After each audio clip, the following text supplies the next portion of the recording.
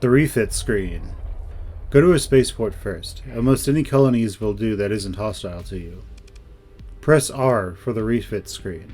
See this complicated mess? It's really simple. Left side, your fleet ships. You can't sort them here. Press F to sort them if you want. Right side, the basic info of the ship you selected. Capacitors give you more flux. This allows you to keep your shields up for longer and absorb more damage with your shields, as well as fire for longer. Vents get rid of flux at a steady rate. The more vents you have, the faster your flux goes down. Because the AI is more aggressive with low flux, vents actually allow the AI to be more aggressive with ships in general.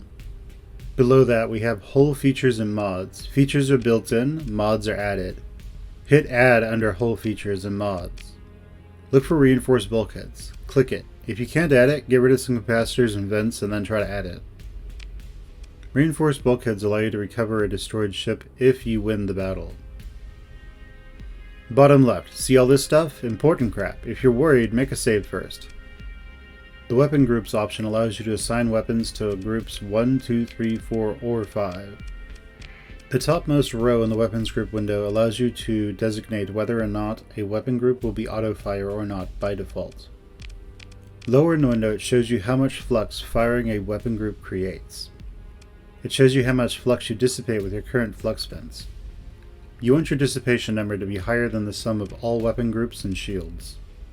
This would mean that you can fire all weapons at once with your shields up and still dissipate flux.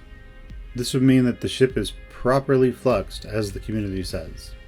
A ship with really high dissipation to weapons and shields would be overfluxed. A ship with really low dissipation to weapons and shields would be overfluxed. Being over or underfluxed is bad. When overfluxed, you will max out your flux bar and potentially get overloaded, also known as stunned. When underfluxed, you will be doing much less damage than you should be able to do. Everything that is not limited use, such as missiles, should be auto-fire if properly fluxed. Each weapon group can be set to alternating or linked.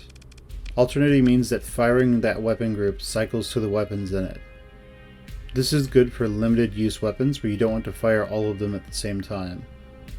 Linked means the weapons in the group fire all at once. Linked is good for unlimited use weapons. Auto does an okay job, but you'll eventually want to start manually putting your weapons in groups. The top text field is the name of the ship's current loadout. The bottom text field is where the ship is named. Autofit allows you to create and use loadouts.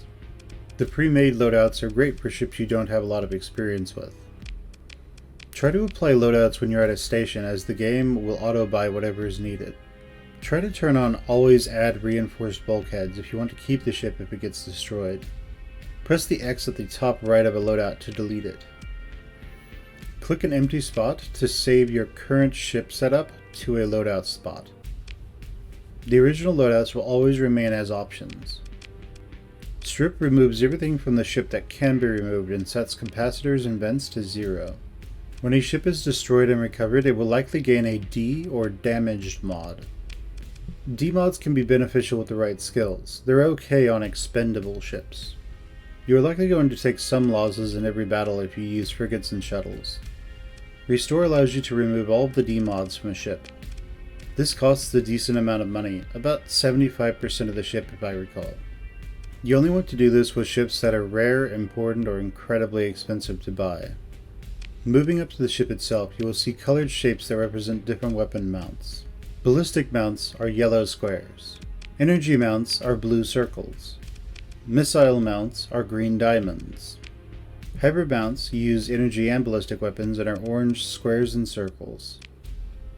Composite mounts use ballistic and missile weapons and are lime diamonds and squares. Synergy mounts use energy and missile weapons and are turquoise diamonds and squares. Universal mounts use any type of weapon and are white diamonds and squares and circles. If your ship has a hangar or multiple hangars, those will be in the middle left. Hangar units are expendable strike craft that the host ship controls autonomously. These can be bombers, which attempt to bomb enemy ships. Fighters, which attack enemy ships directly and have some special abilities, such as flares. And interceptors, which attack enemy bombers and fighters before ships.